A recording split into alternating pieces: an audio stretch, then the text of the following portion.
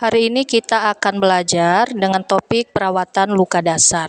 Adapun capaian pembelajaran, peserta didik mampu memahami konsep kebutuhan dasar manusia dalam konteks keperawatan serta mampu menerapkan prinsip dan prosedur perawatan luka dasar dengan memperhatikan keselamatan pasien dan standar prosedur operasional.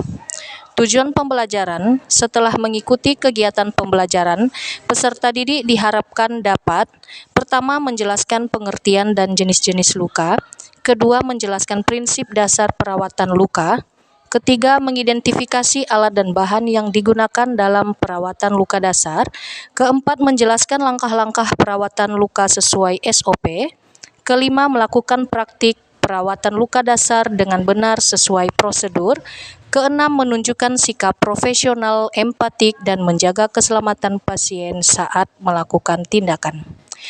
Luka adalah terputusnya kontinuitas atau kesinambungan jaringan tubuh akibat trauma, baik karena benda tajam, tumpul, zat kimia, suhu ekstrim, maupun proses patologis.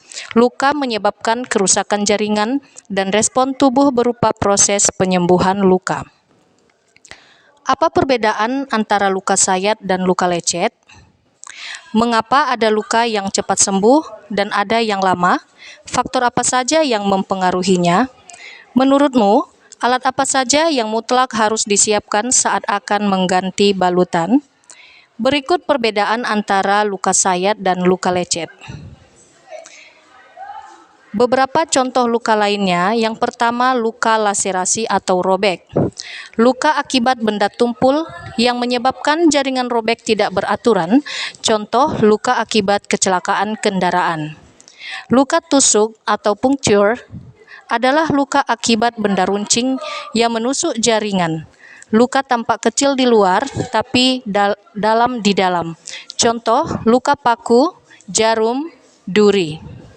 Ketika luka kontusio atau memar merupakan luka akibat benturan benda tumpul tanpa menembus kulit, menyebabkan perdarahan di bawah kulit.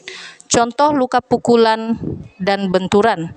Dan yang terakhir, luka bakar, yaitu luka akibat panas, misalkan listrik, bahan kimia, atau radiasi. Contoh lain, luka karena api, air panas, dan bahan kimia. Ini adalah gambar klasifikasi jenis luka dasar, sayat, lecet, atau abrasi, tusuk, bakar, dan fisiologi penyembuhan luka atau fase inflamasi, proliferasi, dan maturasi. Mengapa ada luka yang cepat sembuh dan ada yang lama? Proses penyembuhan luka tidak selalu sama pada setiap orang atau setiap jenis luka.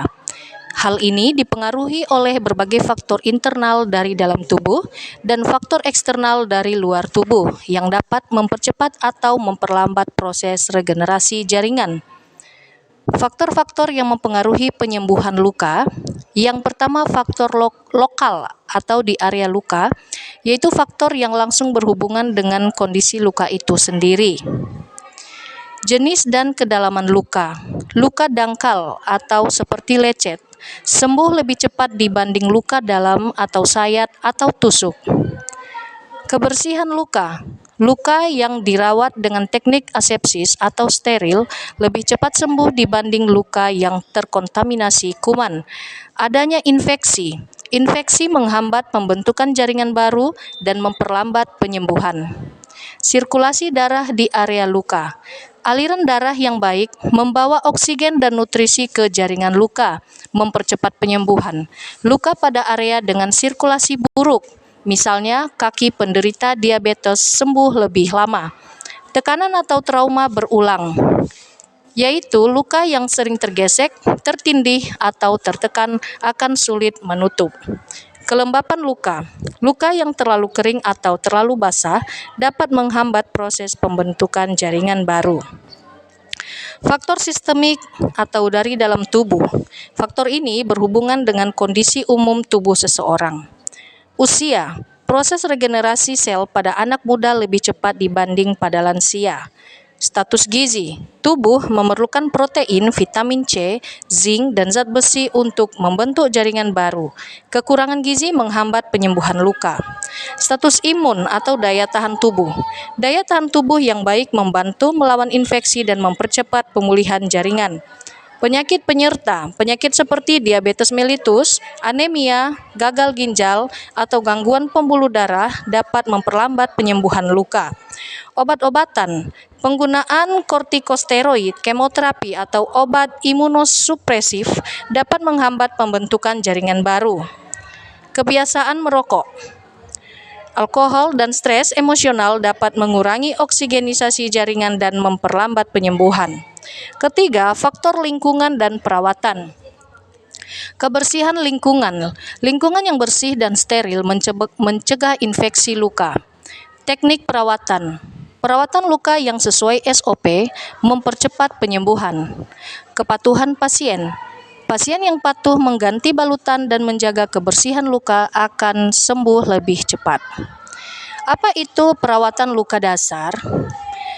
Pengertian, perawatan luka dasar adalah tindakan keperawatan untuk membersihkan, menutup, dan merawat luka dengan prinsip asepsis atau bebas kuman guna mencegah infeksi dan mempercepat proses penyembuhan jaringan. Dengan kata lain, perawatan luka dasar merupakan tindakan pembersihan luka yang masih sederhana tanpa memerlukan teknik atau alat medis yang kompleks, seperti luka sayat, luka lecet, atau luka operasi kecil. Tujuan perawatan luka dasar. Pertama, menjaga kebersihan luka dan mencegah infeksi. Kedua, mempercepat proses penyembuhan luka. Ketiga, mengurangi nyeri dan ketidaknyamanan pada pasien. Keempat, mencegah komplikasi seperti perdarahan atau infeksi sekunder. Adapun alat dan bahan yang digunakan, pertama sarung tangan, non-steril dan steril, masker dan celemek, bengkok, tempat limbah medis, kasa steril, plester, perban, pincet steril, anatomi dan chirurgis, NaCl 0,9% atau larutan garam fisiologis, cairan antiseptik atau povidone iodin atau chlorhexidin sesuai indikasi, gunting perban steril, duk steril, kantong limbah medis, alat pelindung diri sesuai standar. Ketiga, persiapan petugas dan pasien. Pertama, cuci tangan dengan sabun dan air mengalir atau hand rub. Kedua, siapkan alat dan bahan di atas meja perawatan dengan teknik aseptik. Ketiga, jelaskan prosedur kepada pasien dan minta persetujuan. Keempat, posisikan pasien dengan nyaman dan privasi terjaga. Gunakan alat pelindung diri seperti masker, sarung tangan non-steril, celemek bila perlu. Prosedur pelaksanaan perawatan luka dasar, membuka balutan lama. Pertama, cuci tangan dan pakai sarung tangan non-steril. Kemudian lepas balutan lama secara berhati-hati mulai dari tepi ke arah tengah luka. Selanjutnya, observasi kondisi luka, warna, ukuran, eksudat, bau, tanda infeksi. Kemudian buang balutan bekas ke wadah limbah medis dan lepas sarung tangan dan cuci tangan kembali. Membersihkan luka. Pakai sarung tangan steril, tutup area sekitar luka dengan duk steril, bersihkan luka menggunakan kasa steril yang dibasahi NaCl 0,9%, bersihkan dari tengah luka ke arah luar atau satu usapan satu kasa, ulangi sesuai kebutuhan hingga luka bersih. Bila diperlukan, gunakan antiseptik sesuai indikasi, misalnya povidone iodin. Keringkan luka dengan kasa steril secara lembut. Tanda-tanda infeksi pada luka. Pertama, kemerahan. Kedua, bengkak. Ketiga, nyeri. Keempat, panas. Kelima, keluar cairan tidak normal. Keenam, luka tak kunjung sembuh. Ketujuh, jaringan nekrotis. Kesimpulan, perawatan luka dasar adalah prosedur keperawatan sederhana namun penting untuk mencegah infeksi dan mempercepat pemulihan pasien. Tindakan ini merupakan bagian dari pemenuhan kebutuhan dasar manusia di bidang keperawatan, khususnya kebutuhan keamanan dan perlindungan fisik atau safety needs.